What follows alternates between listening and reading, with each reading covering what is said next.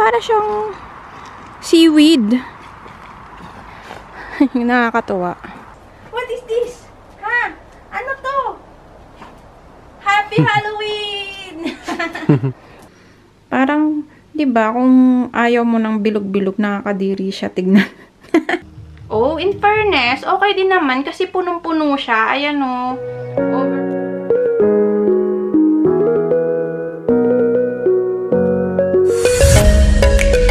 Ito yung favorite ni Pangit na dessert yan. Chocolate bulan. Ano siya? Para siyang, how can I explain kung anong lasa nito?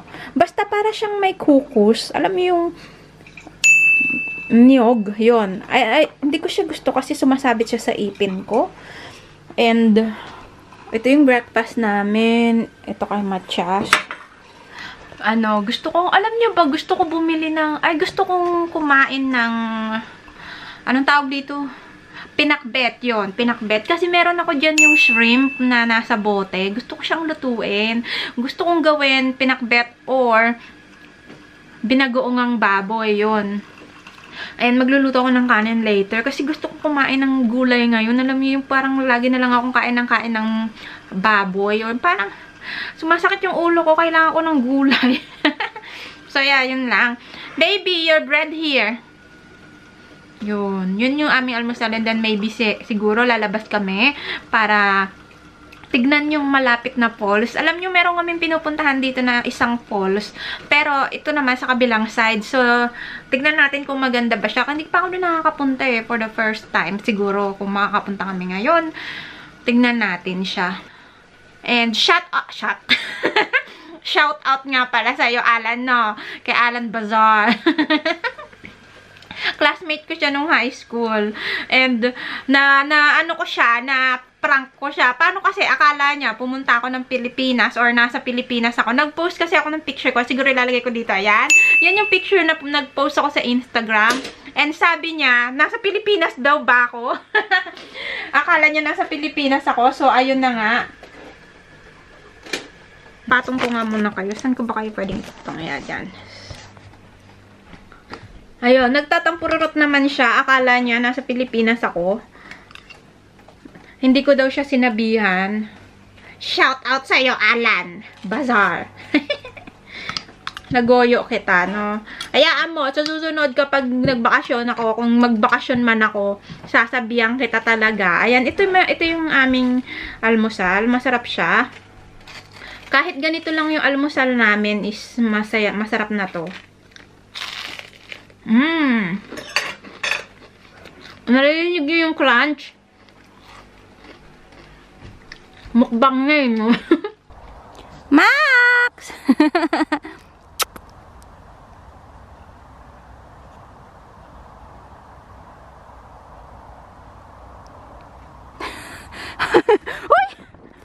Oy! You're so fast! You run so fast! Ha? Huh? Max! Tuwan-tuwa siya, oh. Nakalabas siya, oh. Max!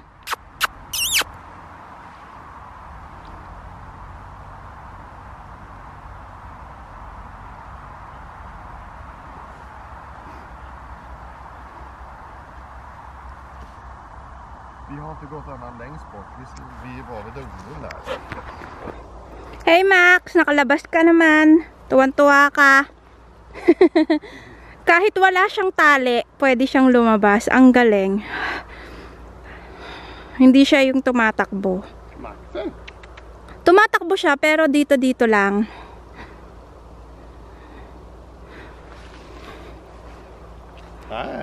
Sa pangit. Can do hula. Lite.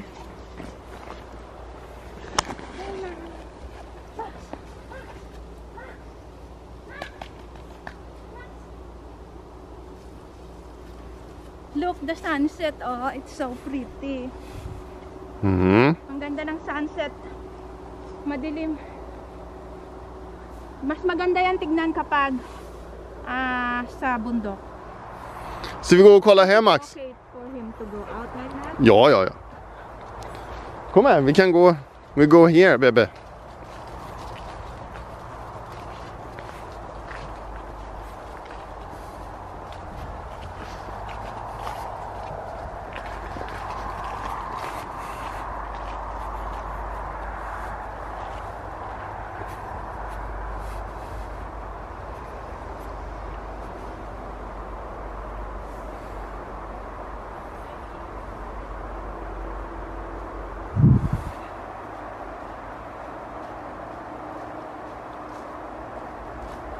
Hi.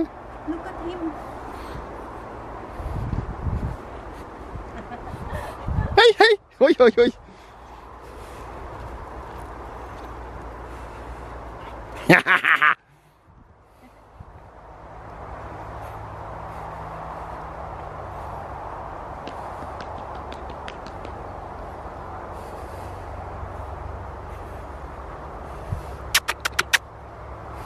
Är det kulbussen?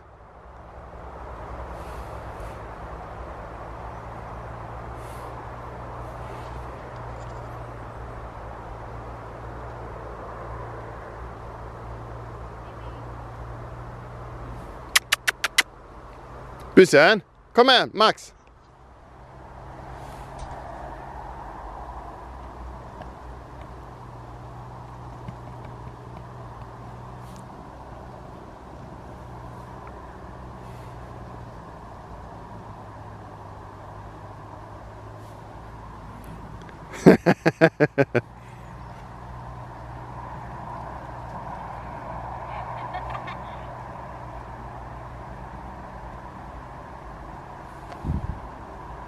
Oj!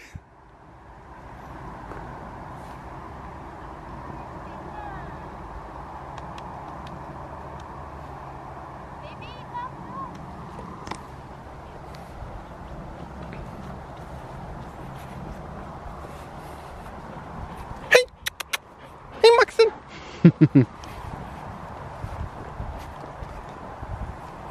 Let's go now in. You take the camera. Because, what you smell there? Ha, Max, ano na amoy mo? I was thinking to go in that way, but we can go there.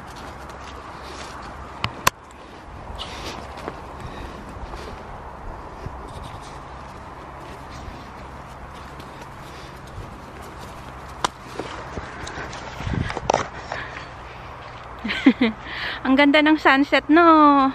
See? Nilakad lang namin ng isang Max. What?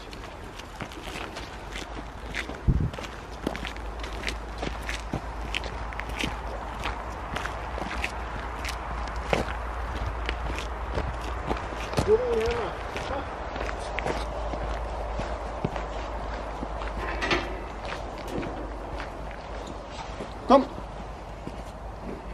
Kom! Kom, baby. Nandito na naman tayo sa taas. So, pumunta kami ng Asian store and alam nyo ba guys, nakakita ako ng roller coaster. Ayan o. Roller coaster. Na-miss ko to. Alam nyo, first time ko makakita ng roller coaster. And, bumili rin ako ng piatos. And, bumili rin ako ng banana ketchup kasi gusto kong gumawa ng barbecue. You see, 34 crowns lang siya. So, bumili ako ng banana ketchup dito. Nagugutom na ako nga actually eh. Pero, yeah, kakain muna ako. Ayan, bumili rin pala ako ng Indomie. First time ko na bumili ng ganitong itong mi goreng. First time ko siya bilihin talaga, as in. Dahil nakikita ko, sabi nila masarap daw to. So, gusto ko siya i-try. Actually, niluto ko na nga siya. Ito na siya. Dahil nagugutom na ako. Pinakita ko lang sa inyo guys na bumili ko ng Indomie na to, na mi goreng. Sabi nila masarap daw to. And I bet, masarap siya. Kasi yung amoy niya, mas mukhang masarap naman siya. So, kakainin ko na siya. Bumili rin ako ng tocino at barbecue marinade ng Mama Tika kasi Sabi ko nga sa inyo, magba-barbecue kami ni Pangit. I think next week. And gusto ko yung nakatusok sa stick. Yung ganito, yung nakatusok sa stick. Ayoko kasi, parang gusto ko namang maiba-iba yung barbecue. Yung traditional Pilipino na nakatusok sa stick, 'di ba? Yun yung barbecue natin. So, sabi ko kay Matias, baka next week magluto kami. And, gusto ko pala ito sa inyo ipakita.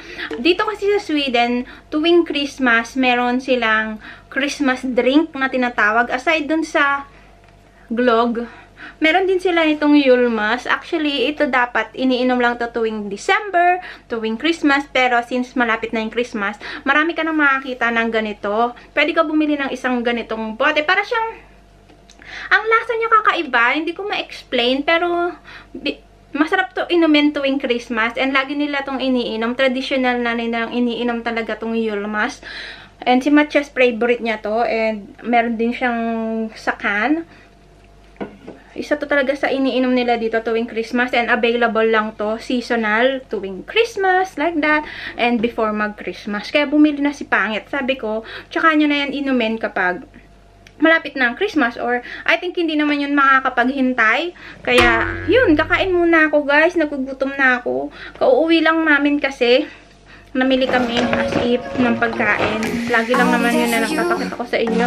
Pero kalimitan na binili namin sa Asian store is mga pagkain. So, yeah, kakain muna ako dahil nagugutom na ako guys. Titikman ko na yung Indomie na yan. So, kung totoong masarap ba siya.